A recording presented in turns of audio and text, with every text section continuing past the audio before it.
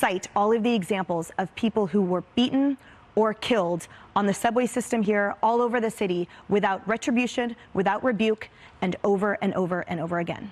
Cases, dismissals have soared from 49% to 82%. So misdemeanor assault cases, dismissals through the roof. They don't get charged. They don't go to losing people even taking responsibility, accountability for their teenagers who are so young.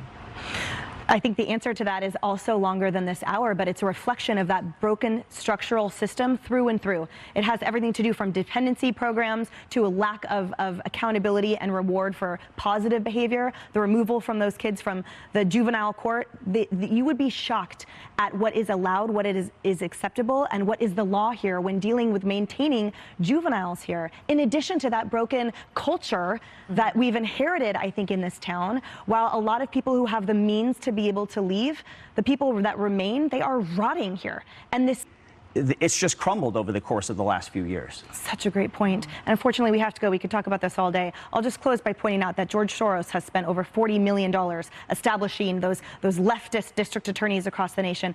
I wonder if that $40 million should go to the hospital bills and the funeral expenses of the victims of his asinine policies that have now been put in place.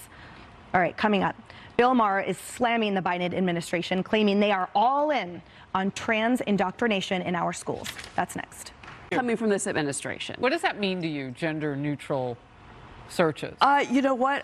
I read through exactly what this technology to be determined is going to actually. It just says it's supposed to be more sensitive to the if there's a pat down process. More sensitive because you know that person with the gun or the terrorist that's trying to get on the plane. We should definitely make sure we don't offend them when they've got their gun in their carry-on bag. I mean, that's ludicrous. So that's ludicrous. But, Good on Bill Maher for just being have a situation, Emily. $1,000,000. So that speaks to what's going on this week. This is, I guess, school choice week.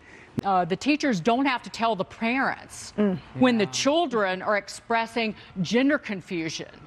And you want your children to be educated in science, but they're literally not allowed to say, I don't believe that I believe in biology and genetics, because adults in New York City aren't allowed to say that. Wow. Okay, we'll move on. Ooh, that's a lot. We could talk like a whole hour about this. Yep. Seriously. She doesn't want them in your home.